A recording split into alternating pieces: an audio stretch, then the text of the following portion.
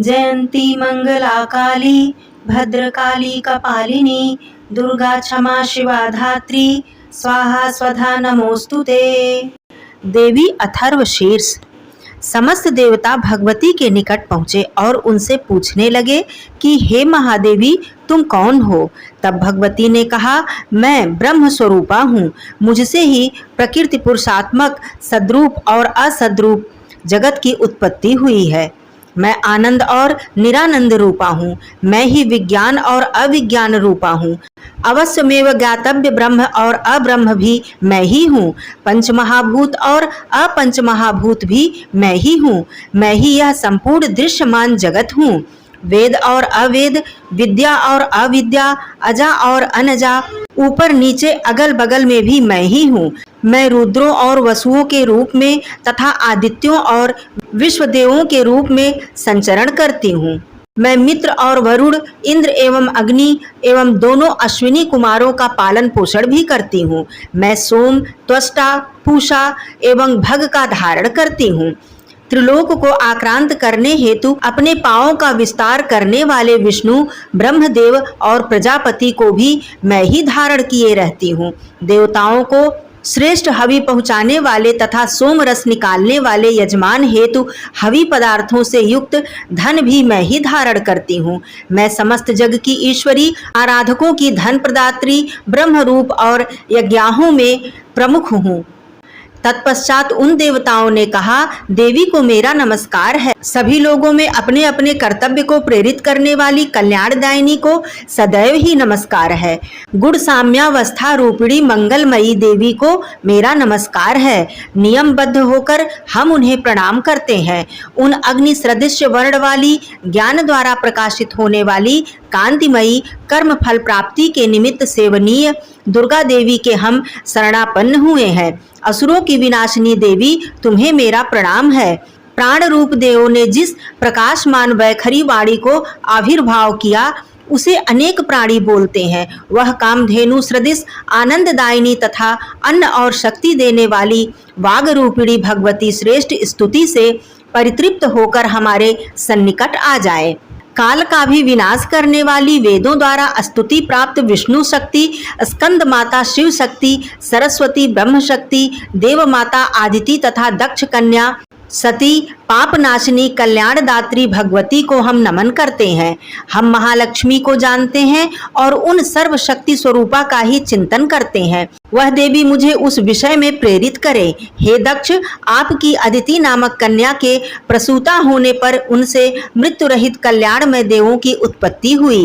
काम, योनि, कमला, वज्रपाणी, इंद्र, गुहा, मातृश्वा, वायु, अभ्र, इंद्र, पुनः गुहा, वर्ण तथा माया, यह सर्वात्मिका जगन्माता की मूल विद्या है और वह ब्रह्म स्वरूपिणी है। ये परमेश्वर की शक्ति हैं। ये विश्व मोहिनी है। ये पाश, अंकुश, धनुष और बाण धारण करने वाली हैं। ये ही महाविद्या है। इस प्रकार से जो जानता है वह शोक को पार कर जाता है। हे भगवती, तुम्हें मेरा नमस्कार है। माता, सभी प्रकार से हमारी रक्षा करो। आप ही अष्टवसु हैं। यही भगवती ही एकादश रुद्र हैं। यही द्वादश आदित्य हैं। यही सोमपान करने वाले और न करने वाले विश्वदेव हैं। यही यातुधान, असुर, राक्षस, पिशाच, यक्ष और सिद्ध हैं। यही सत्व, रज, तम है। यही भगवती ही ब्रह्म, विष्णु, रुद्र स्वरूपिणी है। यही प्रजापति इंद्र, मनु हैं। यही ग्रह, नक्षत्र और तारे हैं। यही कला, काष्ठादि काल रूपिणी है। उन पाप विनाशिनी, भोग मोक्ष प्रदायिनी, अंत रहित, विजयाधिष्ठात्री, निर्दोष, शरणापन्न होने योग्य, कल्याणदायिनी तथा मंगल रूपिणी देवी को हम सदैव ही प्रणाम करते हैं। विवृत्त आकाश, ईकार से युक्त वितिहोत्र, अग्नि सहित अर्धचंद्र से अलंकृत देवी बीज सभी कामनाओं को पूर्ण करने वाला है। इस प्रकार इस एकाक्षर ब्रह्म का इस प्रकार से यति ध्यान करते हैं जिनका चित्त शुद्ध है, जो निरतिशय पूर्ण और ज्ञान सिंधु है। यह ह्रीम बीज मंत्र 10 महाविद्याओं में एक भुवनेश्वरी का मंत्र है। यह मंत्र देवी प्रणव माना जाता है। ओम के समान ही यह प्रणव भी व्यापकार्थक है। वाणी ऐम, माया ह्रीम, ब्रह्म सुकाम क्लीम, इसके आगे का छठवां व्यंजन यानी च, वही वक्त्र अर्थात आकार से युक्त यानी चा, सूर्य म, अवाम श्रोत्र दक्षिण कार्य उ और बिंदु अर्थात अनुस्वार से युक्त मुंह, टकार से तीसरा ड, वही नारायण अर्थात आ से मिश्र, डा से वायु, अधर अर्थात ऐ से युक्त है। ऐ और विचय यह नवाण मंत्र आराधकों को आनंद और ब्रह्म सायुज्यदायक है। हृद पद्म के मध्य अवस्थित प्रातःकालीन सूर्य के समान प्रभावशालिनी पाश और अंकुश को धारण करने वाली, मनोरम स्वरूप वाली, वरद और अभय मुद्रा को हाथों में धारण करने वाली, 3 नेत्रों वाली रक्तवर्णीय वस्त्र तथा कामधेनु सुरभि के समान भक्तों के मनोरथ को पूर्ण करने वाली देवी का मैं भजन करता हूँ।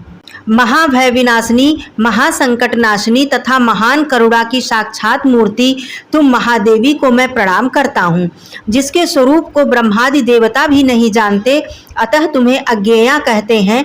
अंतरहित होने के कारण जिसे अनंता कहते हैं, जिसका कोई लक्ष्य नहीं दिखाई पड़ने के फलस्वरूप जिसे अलक्ष्या कहते हैं, जिसका जन्म समझ से परे होने के कारण जिसे अजा कहते हैं, जो सभी स्थानों में एकाकी रहती हैं वह एका कहलाती हैं, जो विश्व रूप में अकेली ही सजी हुई हैं, इसके लिए जिसे नैका कहते हैं, अतः वह इसी कारण अज्ञेया, अनंता, अलक्ष्या, अजा, एका और नैका कही जाती है।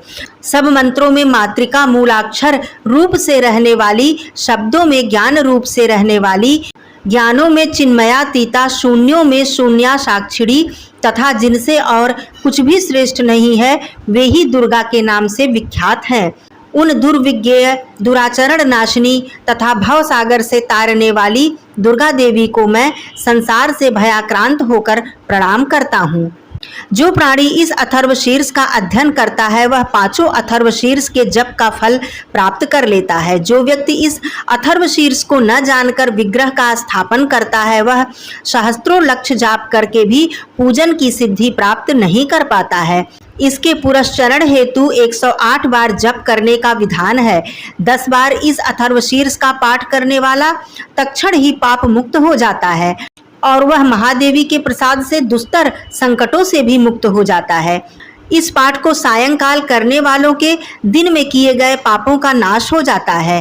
प्रातःकाल करने वालों का रात्रि में किए गए पापों का नाश हो जाता है। दोनों समय पाठ करने वाले वाक सिद्धि को प्राप्त कर लेते हैं। नवीन प्रतिमा के सामने पाठ करने से उसे देवता की निकटता प्राप्त होती है। प्राण प्रतिष्ठा काल में पाठ करने से जातक की प्रतिष्ठा में वृद्धि होती है।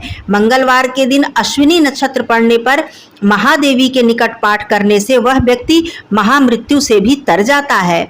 अतः इसे अविद्यानाशिनी ब्रह्म विद्या ही समझना चाहिए।